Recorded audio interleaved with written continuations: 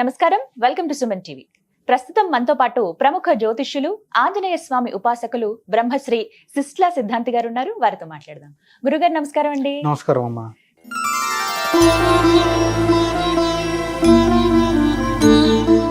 క్రోధినామ సంవత్సరంలో ద్వాదశ రాశుల వారి జాతక ఫలితాలు ఏ విధంగా ఉన్నాయో తెలుసుకోవాలని అందరికీ ఆసక్తి ఉంటుందండి. ఎప్పటిప్పటి నుంచో ఎదురు చూస్తూ ఉంటారు. ఉగాది వస్తుందంటే సందడంతా అక్కడే. ఉగాది పచ్చడి సేవించడం ఒక ఎత్తు అయితే పంచాంగ శ్రవణం ఇంకొక ఎత్తు. ఆఫీసుల్లో, ఇళ్లల్లో, ఆలయాల్లో, ఇంకా ఎక్కడైనా సరే చూస్తూ ఉంటారు. అయితే అందరూ మా జాతక ఫలితాలు ఎలా ఉన్నాయి, మేము ఈ రాశిలో పుట్టాం, మా నక్షత్రం ఇది అని అందరూ చూసుకుంటూ ఉంటారు.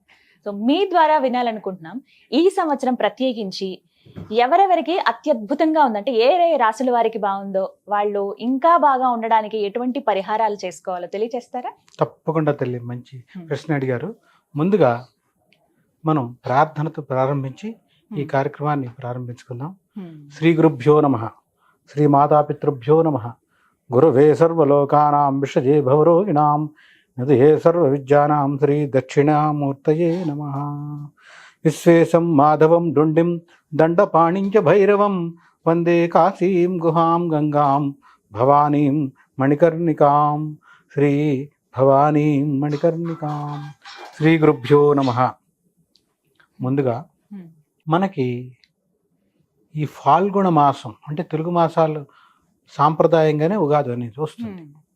ఫాల్గుణ మాస అమావాస్య సోమవారం 8వ తారీఖుతో అంటే ఏప్రిల్ నెల 8వ తారీఖుతో శోభకృత్నామ సంవత్సరం పూర్తయిపోతుంది. ఇక మంగళవారం పాడ్యమి అంటే ఆ రోజునే నూతన సంవత్సరం ఆరంభం. దాన్ని ఉగాది అని పిలుస్తాం, సంవత్సరాది అని కూడా పిలుస్తాం.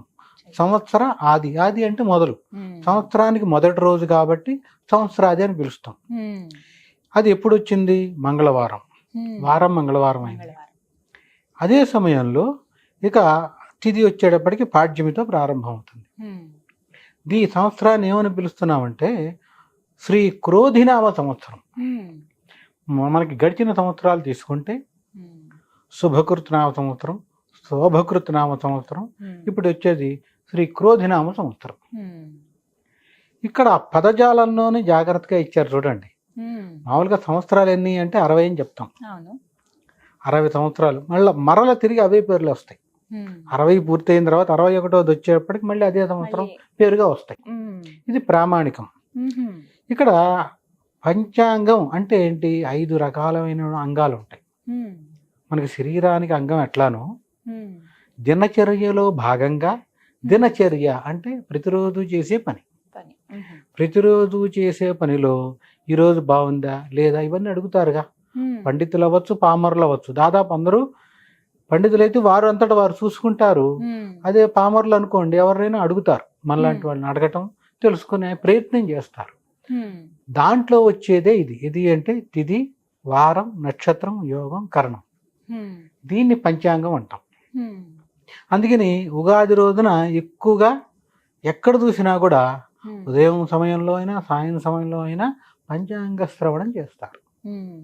పంచాంగ పఠనాన్ని పఠించడం ద్వారా ఆ యొక్క సిద్ధాంతులు అవ్వచ్చు, వక్తలు అవ్వచ్చు, వినేవాళ్ళందరూ శ్రవణం చేస్తారు. శ్రవణం అంటే వింటాం. ఇది ఆ రోజున చేసే కార్యక్రమం. ఇక ఈ సంవత్సరానికి సంబంధించిన ఫలితం ఒక్కసారి మరి సూక్ష్మంగా పరిశీలిద్దాం. సంవత్సర ఫలం అంటాం కదా, అంటే ఈ సంవత్సరం ఎలా ఉంటుంది, దాన్నే సంవత్సర ఫలం అంటాం. ఇందులో ప్రధానంగా శ్రీ క్రోధినామ సంవత్సరం అంటే క్రోధం అంటేనే కోపం. వాడు చాలా కోపంగా ఉన్నాడు, క్రోధంగా ఉన్నాడు అంటాం కదా. క్రోధం అనే అక్షరానికి మనం నిర్వచనం కోపం అని చెప్పచ్చు. ప్రధానంగా ఈ సంవత్సరానికి వచ్చిన ఆధిపత్యాలు ప్రతి సంవత్సరంలో కూడా ఉగాది రోజు ప్రారంభమై మరల ఉగాది వచ్చే వరకు మధ్యకాలం అంతా ఒక సంవత్సరం కిందే ప్రమాణం. ఆ మొత్తం ఆ సంవత్సరం వారు ఎవరు పాలిస్తారు, ఉదాహరణ రాజు ఎవరు, ఈ సంవత్సరానికి మంత్రి ఎవరు, ఇలా పోర్ట్ఫోలియోలన్నీ ఉంటాయి. సస్యాధిపతి ఎవరు, మేఘాధిపతి ఎవరు అంటే వర్షాలు ఇచ్చేవాడు ఎవరు, ఇట్లా ఈ ఆధిపత్యాలు మొత్తం 21 రకాల ఆధిపత్యాలు. రాజు, మంత్రి, సేవకుడు, సస్యాధిపతి, హాస్యాధిపతి, మేఘాధిపతి, ధాన్యాధిపతి, వస్త్రాధిపతి, ఇట్లా 21 రకాల ఆధిపత్యాలు ఉన్నాయి. విచిత్రం ఏమైందంటే ఈ సంవత్సరంలో 21 ఆధిపత్యాల్లో 15 ఆధిపత్యాలు పాపగ్రహాలకే వచ్చినాయి. ఓ. అది చాలా ప్రమాదకరం. ఉమ్. 6 ఆధిపత్యాలే ఉమ్. బుధుడికి, గురువుకి, శుక్రుడికి ఇలా శుభగ్రహాలకు వచ్చినాయి. శుభగ్రహాలకి. శుభగ్రహాలకి 6, పాపగ్రహాలకి 15. ఉమ్. దాని అర్థం మీకు అది తెలిసిపోతుంది. అంటే ఆ. విపరీతమైన ఎక్కువ పరిస్థితులు శక్తి. ఉంటాయి. ఉమ్. ఎక్కడ అంటే భారతదేశం కాదు, ప్రపంచం అంతటా. ఉమ్. ఉగాది తర్వాత నుంచి పరిశీలిస్తే ఉమ్. అస్తవ్యస్తంగా తయారవుతుంది. ఉమ్. అది ఏ రకంగా ఉంటుంది అది మనం ఒక్కొక్కటి తెలుసుకుందాం. ఉమ్. ఇందులో ప్రధానంగా పరిశీలిస్తే రాజు ఎవరు? కుజుడు. ఈ సంవత్సరానికి అధిపతి. క్రోధినామ సంవత్సరానికి వచ్చేటప్పటికి రాజుగా కుజుడు అంటే అంగారకుడు. ఉమ్. మంత్రి మంత్రి వచ్చి శని, శనేశ్వరుడు మంత్రి. ఉమ్.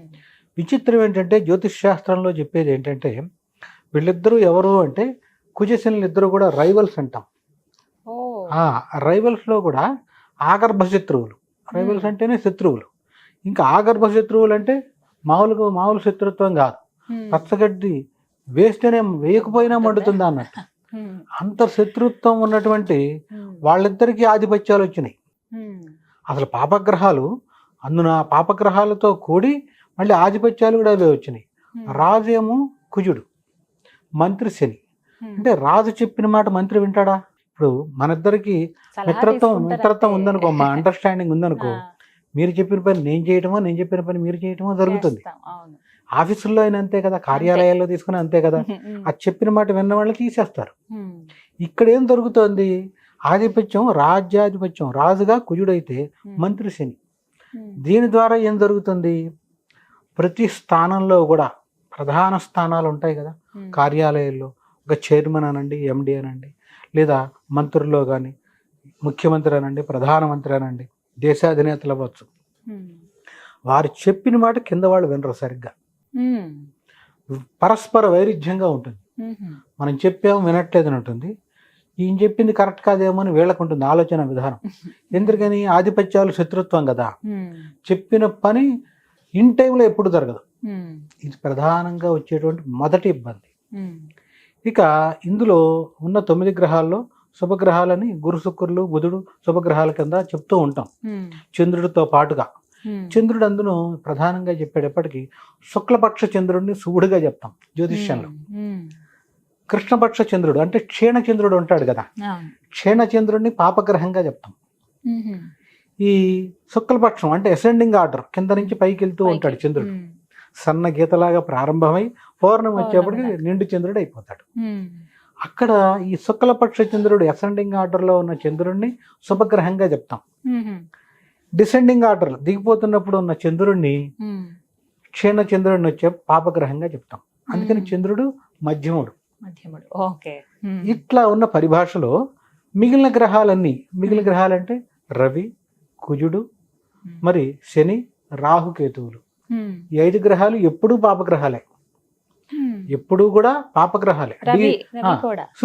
సూర్యుడితో ఆహా. సహా పాపగ్రహాలుగానే చెప్తాం ఉమ్. డిఫాల్ట్గా. అది ఈ మామూలు శాస్త్రంలో ఉన్నది. ఉమ్.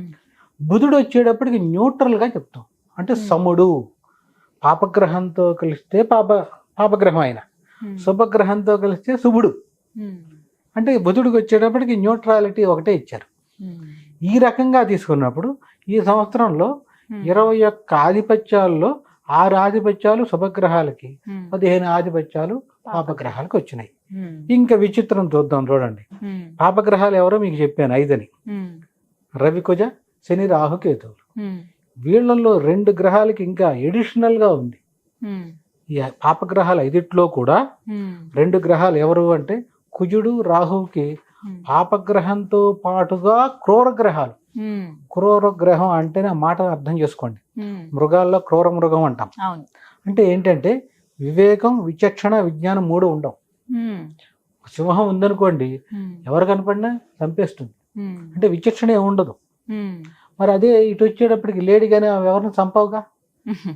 తారతమ్యం మనకు కనపడుతోంది కదా. అవును. అంటే వివేకం, విచక్షణ, విజ్ఞానం కూడా కోల్పోయిన వాడినే క్రూరుడు అంటాం. ఉమ్. అలాంటి క్రూర గ్రహాలు పాపగ్రహంతో పాటు క్రూర గ్రహం ఎవరయ్యా అంటే కుజుడు. కుజుడు. అత్యంత ప్రమాదం. తర్వాత అలాంటి ప్రాపర్టీ ధర్మం ఉన్నవాళ్ళు ఇంకోళ్ళు ఎవరు అంటే రాహు.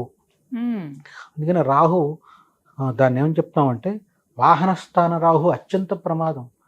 ముక్కలు ముక్కలుగా అంటే వాహనం కింద పడి చచ్చిపోతారు. క్రూరగ్రహం పాపగ్రహంతో పాటు క్రూరం అంటే విచక్షణ ఏమి ఉండదు. ఆ దోషం ఎందుకు వస్తుందంటే పెద్ద గోలది. ఇప్పుడు ఈ సందర్భంలో చెప్పలేం కదా. ఇప్పుడు మనం ఇటు వచ్చేటప్పటికి రాజు క్రూరగ్రహం అయినటువంటి పాపగ్రహం అయినటువంటి కుజుడికి రావటం ద్వారా ఈ సంవత్సరం మొత్తం ఫలితాలు తీసుకుంటే దేశం మొత్తం రాష్ట్రం గ్రామం దగ్గర నుంచి మొదలు పెడితే గ్రామం పట్టణం నగరం ఇట్లా వరుసగా రాష్ట్రం దేశం ప్రపంచం ఎక్కడ చూసినా కూడా ఏదో రకంగా అలజడి ఉంటూనే ఉంటుంది. అంటే సంతృప్తి అనేది ఉండదు ఎవరికి. అలజడి గోల ఇదొకటే కాకుండా కుజుడు ఆధిపత్యం రావడం ద్వారా విపరీతంగా ఏం జరుగుతాయంటే భూ సంబంధ తగాదాలు ఎక్కువ ఉంటాయి. భూమి మీదేనండి, న్యాయంగా ధర్మంగా మీదే భూమి. బయట వ్యక్తి వచ్చి ఆక్రమించేసి ఇది నాదే అనేస్తాడు. చూడండి ఎంత ప్రమాదకరం. అంటే భూ సంబంధ గొడవలు ఎక్కువ ఉంటాయి. ఇవే కాకుండా ఇంకా చెప్పాలి అంటే ఇక్కడ ప్రధానంగా మనం పరిశీలిస్తే ఆస్తి తగాదాలు, తోబుట్టువుల మధ్య ఆస్తి తగాదాలు అవి ఏ స్థాయికి వెళ్తాయి అంటే ఎప్పుడు మనం చూడనివి. అవి దాదాపు హత్యల వరకు వెళ్ళిపోతాయి. అత్యంత ప్రమాదం. అంటే భూ సంబంధ హత్యలు. ఉదాహరణ, ఈ సంవత్సరం ఇన్ని హత్యలు జరిగినాయి అంటే అందులో జరిగినవి 100 అనుకుంటే 100లో సగం ఇవే ఉంటాయి భూమి సంబంధంగా. ఇవి కాకుండా స్థిరాస్తికి సంబంధించినటువంటి ఇబ్బందులు, అంటే ఆక్రమించేసుకోవడం, అన్యాయం అధర్మం అవినీతి చేసే వాళ్ళకి శైర వ్యవహారం చేస్తారు. దోపిడీ దొంగలు పగలే వస్తారు, రాత్రిళ్ళు కాదు. అంటే ఈ రకంగా ఏం జరుగుతుంది అంటే దొంగతనాలు ఎక్కువ అవుతాయి. ఇంకా చెప్పాలంటే బంగారం దొంగతనం ఎక్కువ జరుగుతుంది. సువర్ణాన్ని అపహరించే వాళ్ళు ఎక్కువైపోతారు. విచక్షణ ఏమి ఉండదు, పగలపూట కూడా దొంగతనాలు జరుగుతాయి. ఆ రకంగా అన్ని రకాల ఇబ్బందులు ఉంటాయి. ఇవి వచ్చేటప్పటికి వ్యక్తిగతం. మనకి స్థలం అంటే వ్యక్తిగతమే కదా, ఎవరికి సంబంధించిన వాళ్ళ ఆస్తులు, స్థిరాస్తికి సంబంధించిన ఇబ్బందులు, తర్వాత బంగారానికి సంబంధించిన ఇబ్బందులు, ఇవన్నీ వ్యక్తిగతంగా వస్తాయి. ఇక దేశ కాలమానాన్ని పరిశీలించామనుకోండి, ఇక్కడ ఏం జరుగుతుంది అంటే దేశానికి సరిహద్దు దేశాలు దాదాపుగా యుద్ధం చేస్తున్నట్టే ఉంటాయి. అంటే ఒక్కొక్కసారి యుద్ధం వరకు కూడా వెళ్ళే ప్రయాణం, అంటే ఆ స్థితి కనబడుతుంది మనకి. ఇప్పుడు ఉదాహరణకు చెప్పాలంటే రష్యా ఉక్రెయిన్ అని, ఇంకేవో దేశాలు ఇజ్రాయిల్ అని జరుగుతున్న యుద్ధాలు కొత్తగా ఇంకా మళ్ళీ ప్రారంభం అవుతాయి. ఇవి కాకుండా కూడా ప్రారంభం అవుతాయి. ఎందుకని? కుజుడే రాజు కదా. కుజుడు ఏంటంటే యుద్ధానికి ఎప్పుడు సిద్ధంగా ఉంటాడు. అవసరం ఉన్నా లేకపోయినా యుద్ధానికి వెళ్ళిపోతాడు. అది అత్యంత ప్రమాదకరం. దాని ద్వారా రాష్ట్రాలకి తగాదాలు, దేశాలకి తగాదాలు, దాదాపు ప్రపంచం మొత్తం అశాంతితో ఉంటుంది. కుజుడు రాజవడం వల్ల చాలా ప్రమాదం, చాలా అరిష్టాలే చెప్పాలంటే. ఇంకా భూమికి సంబంధించిన అరిష్టాలు చెప్తాం చూడండి. ఇవన్నీ ఒక భాగం. ఆయనేగా అధిపతి. మనకి శ్లోకంలో ఏం చెప్తాం? ధరణీ గర్భతం భూతం విద్యుత్ కాంతి సమప్రభం అని ప్రారంభంలోనే చెప్పాం. అది ధరణి అంటే భూదేవి. ధరణీ గర్భ సంభూతం, భూదేవికి జన్మించినటువంటి వాడు ఎవరు? కుజుడు. ఇంకోవైపు ఏం చెప్తా ఉంటే ఇంకో ప్రమాణం దీనికి, భూమి పుత్రో మహాతేజ జగతాం భయకృ సదా వృష్టికృ దృష్టి హర్త చ పీడాం దహతు మే కుజ అని ప్రమాణం మంత్రంలో చెప్తాం. అది ఇది సాధారణంగా ఎవరు వినుండ్రు, అలా అరుదైంది. భూమి పుత్రో మహాతేజ, ఎంత తేజస్సు ఆయనకి. మహా అనే పదం ఎక్కడ వాడం. ఎక్కడ వాడతాం? మహాదేవుడు అంటే ఆయన మించిన దేవుడు లేరు. మహాపర్వతం అంటే అంతకు మించిన పర్వతం లేదు కదా.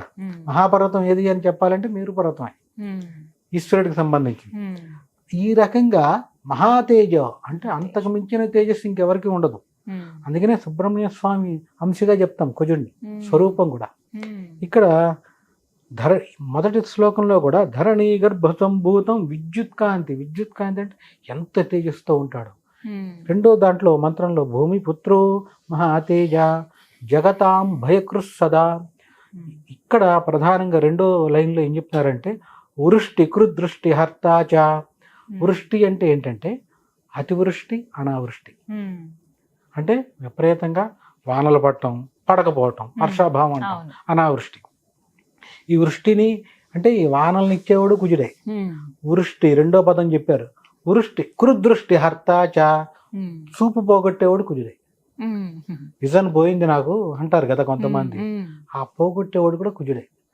పీడాన్ దహతు మే కుజహ, మే అంటే నాకు, కుజహ అంటే ఎలాంటి పీడనున్నా తొలగించు స్వామి అని ప్రార్థించడం. అంటే ఇక్కడ కుజుడు ఏం చేస్తాడు, ఆయనకి ఆధిపత్యం వచ్చింది కదా, ఒక చోట విపరీతంగా వానలు పడిపోతాయి, ఒక చోట అసలు వానలే ఉండవు. దీని ప్రభావంతో నాకున్న అవగాహనలో దాదాపు జూలై వచ్చిన వానలు ఉండవు ఈ తరుణం. అంటే వర్షాభావం ఎక్కువగా ఉంటుంది, వానలు పడక అల్లాడిపోతారు. ఈ వానలు ఎక్కడ పడతాయి, పడవలసిన చోట పడవు, వెళ్ళిపోయి కొండల మీద పడతాయి. ఎవరికి ఉపయోగం అమ్మా అంటే పడుతుంది, నిరుపయోగం అనమాట. అంత చిత్ర విచిత్రమైన స్థితి ఇది. భూ సంబంధంగా ఇబ్బంది వచ్చింది అంటే ఎవరికి ఇబ్బంది, ప్రపంచంలో అందరికీ ఇబ్బందే కదా.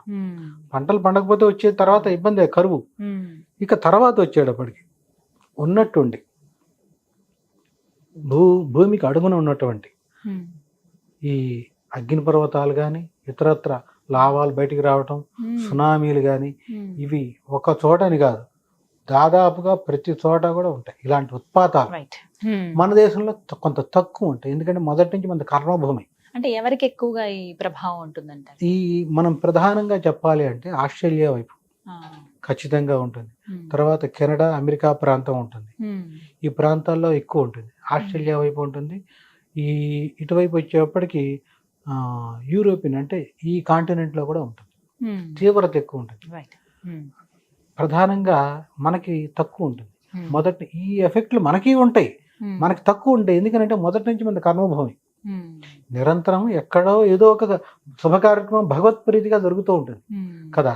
అంత మీరు చూడండి, కరోనా తర్వాత కూడా చాలా దేశాలు అల్లాడిపోయినాయి, మన దగ్గర లేదు ఆ తీవ్రత.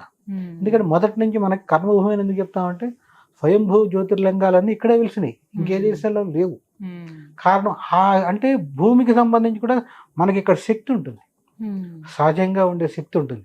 అది ఉన్నా కూడా అందరూ ప్రత్యేకంగా చేయవలసిన పని ఏంటంటే, ఈ యొక్క ఉపద్రవం దేశానికి రాకూడదు, రాష్ట్రానికి రాకూడదు, నగరానికి అద్దాడితే నగరం, పట్టణం, మన గ్రామం, మన ఇంట్లో కూడా వస్తుంది ఇబ్బంది అనేది. ఎప్పుడైనా అంతే కదా, ఏ ఇబ్బంది అయినా.